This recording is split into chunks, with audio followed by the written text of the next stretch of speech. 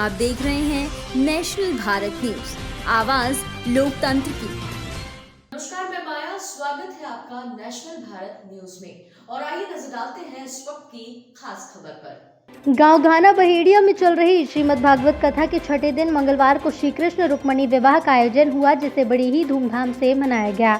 श्रीमद् भागवत कथा के छठे दिन कथावाचक पंडित बालमुकुंदाचार्य जी भार्गव रहली बोहानी वालों ने रासपंच अध्याय का वर्णन किया। उन्होंने कहा कि महारस में 5 अध्याय हैं। उनमें गाए जाने वाले पंचगीत भागवत के पंच प्राण हैं। जो भी ठाकुर जी के इन पंचगीतों को भाव से गाता है वो भव पार हो जाता है, उन्हें वृंदावन की भक्ति सहज प्राप्त हो जाती है।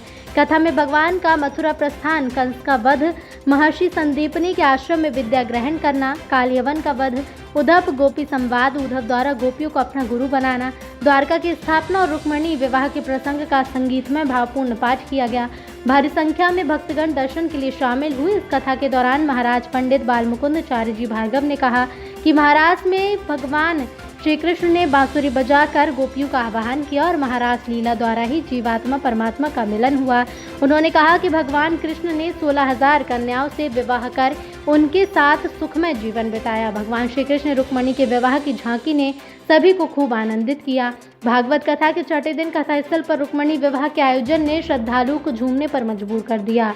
श्री कृष्ण रुक्मणी की वरमाला पर जमकर फूलों की बरसात हुई। कथावाचक बालमुकुंद जी भार्गव ने भागवत कथा के महत्व को बताते हुए कहा कि जो भक्त प्रेमी कृष्ण रुक्मणी के विवाह में उत्सव में शामिल होते हैं, उनकी वैवाहिक समस्या हमेशा के लिए समाप्त हो जाती है। कथा श्रवण के दौरान स्थानीय महिलाओं पर पांडवों के भाव अवतरित हुए। कथावाचक बालमुकुंदाचार्य जी भार्गव ने कहा कि जीव परमात्मा का अंश है।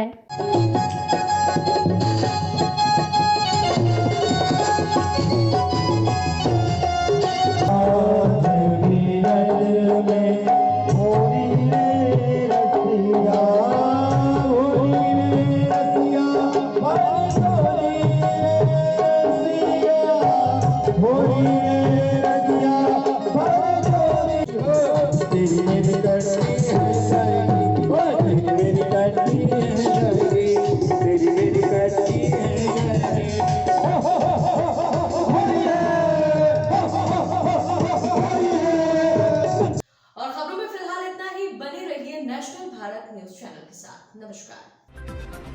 आप देख रहे हैं नेशनल भारत न्यूज, आवाज लोकतंत्र की।